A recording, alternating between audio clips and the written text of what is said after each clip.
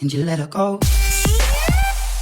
Hey guys, welcome back to a new video. Today I want to share with you how I cover my dark circles, and I will share in this video everything that I do as far as why I choose the tools that I choose, why I love this concealer so much, how it works for me, how to blend a concealer that is long lasting and that it sets pretty quickly. I mean, I will tell you everything about the 3 things that I'm going to show you in this video and how I use them and why I use them. I think this has been one of the most requested videos. If you watch any of my tutorials, you know that I have a really horrible dark circles, and it's something that I can't really fix. It's something that it runs in my family, so I try to hide them as the best as I can. So in today's video I'm going to show you what I really do whenever I want something that it's really long lasting and that it will cover all the darkness in my under eye area. This is not a highlighting video. This is not going to show you the Kim K yellowish thing. It's just going to show you the products I use and I trust to cover my dark circles and create an even surface. If you want to apply a highlighting pen on top of that or highlighting concealer on top of that, that will be your personal choice, and I do that sometimes. But if you just want to cover dark circles, or if you want to know how I cover my dark circles, then stay tuned for the tutorial and I will share everything with you and why I do what I do to cover them. So if you're interested, then just keep watching.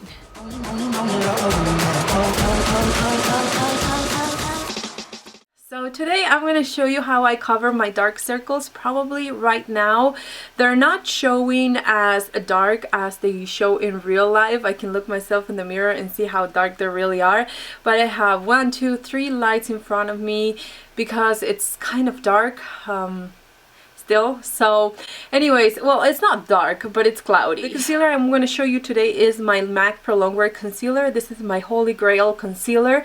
I love it, and this is in the color NC35. For my skin tone, it covers all the darkness because it has a little bit of orange, but you can still blend it into your skin and it's not going to show orange on your skin, of course. I also want to show you a brush that I use all the time with this technique that I'm going to show you, and this is a Sigma brush. This is the Precision Angle P84, and I love this brush. I need to do a full review on it, like a quick review telling you why I love it so much, but in this video I'm going to show you how I use it to cover my dark circles. And lastly, I'm going to need my beauty blender. It is dirty because I just used it, but anyways, I want to make sure that I have something like the beauty blender to blend all the edges of this, or you know, whatever the concealer finishes, and also just to make sure that I blend really well this concealer, because once it dries it really stays on your skin and it doesn't move. So I'm gonna apply the concealer to my brush, but before I do that I want to show you that I try to find the angle where I'm gonna apply the concealer. So I found the angle. This is the longer part, and I want to make sure that I can apply the concealer to this part and start to apply the most product into the inner corner. That's where I have the darkness, or the most darkness, and then I start to go in like this, and it deposits less product into the parts where I don't have that much darkness. So what I love about this concealer brush is that it's dense enough that it can, I don't know, it kind of pushes the product inside your skin. So it's not blending it in right now, because I would usually use this part of the brush, the tips, but as you can see I'm only using the side, and that way it gives me enough control to stipple the product in, and I'm only applying this into the dark circles. I'm not applying this concealer into like the triangle thingy. No, I'm not doing that because I want to correct. This is not about highlighting that part, but it's about correcting this darkness underneath my eyes.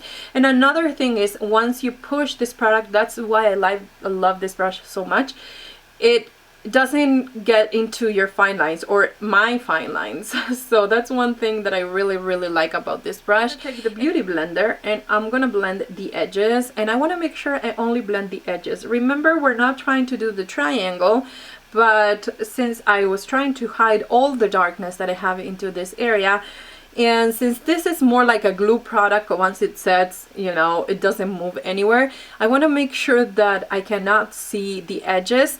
This is a useful step if you do your concealer after you do your foundation. Right now I don't have any foundation, so I'm going to apply my foundation on top of this, and that's my preferred method with this concealer.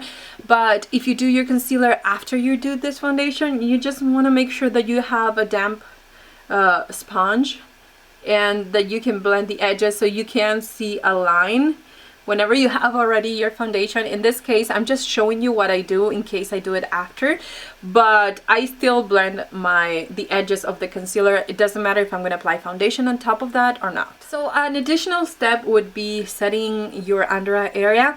If you're going to do your foundation after you do the concealer, then make sure you do apply a little bit of powder if you're going to do that after you apply your foundation, because otherwise it can look kind of weird and cakey if you put your foundation on top of a powder.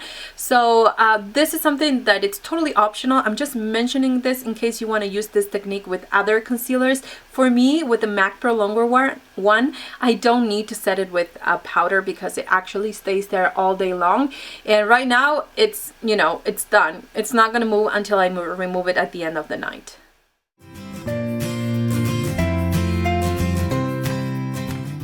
Now I just moved my mirror to the other side and I'm going to do the other eye. I'm not going to talk about it, but I'm just going to fast forward it so you can see how it actually looks with the concealer on both sides.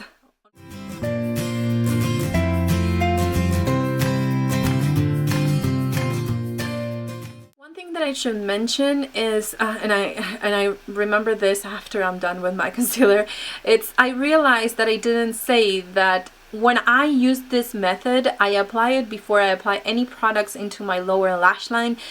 That means eyeliner, eyeshadows, or even mascara. I feel like whenever I want to conceal my dark circles, I want to make sure that I don't have any product there, because when you apply a concealer, it usually can not only mess up all the work that you did in your lower lash line, but then on top of that, I don't feel free enough to put it really close to my lower lash line, and that's the darkest area that I have. That's like really dark, and I can notice whenever I don't apply a concealer even in between my lashes. So and that way I feel like the product I apply in my lower lash line, it lasts longer than if I apply it before I apply my concealer, because it can get kind of creamy or it can get moisture from my beauty blender, and I've noticed that a lot of YouTubers show that part after they do the lower lash line, and I mean, if it works for them, great, but for me it doesn't, because I feel like my lower lash makeup doesn't last as long if I do that. Another thing that I should say before I go is that if you have really I don't know, if you have a lot of fine lines or if you have a lot of texture into this area, try to apply a little bit of primer, face primer into that area. And I tried the eye primer and I don't like it that much, but I can apply a little bit of this baby skin and it makes a difference because it glides on better. So if you have some kind of concealer that it's drying, make sure you apply a little bit of some kind of primer. I like silicone based primer for this step. So if you apply that a little bit underneath, and then it's something that is long wearing, it's going to be better to blend, and then at the same time it's going to be something that it's going to look more polished and it's not going to sink into your pores. So that would be something to keep in mind. I don't do that all the time, but if I have some kind of texture problems into my under eye area, that's usually what I do.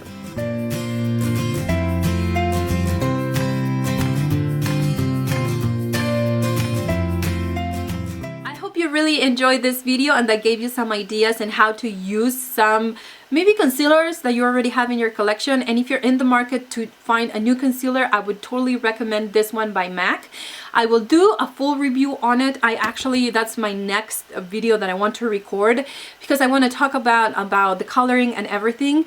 I think that this concealer will work if you find a shade that will work for you. So that can be kind of tricky. I'll talk a little bit more about it in that specific video. MAC has a lot of things or different colors that can work for you. I'm just saying that the trick is to find the perfect concealer and also the perfect shade for you to cover your dark circles. circles. So if this was helpful at all, or if you like this video, or if you learned something, then remember to thumbs up this video, and I will see you in my next one. And you let her go.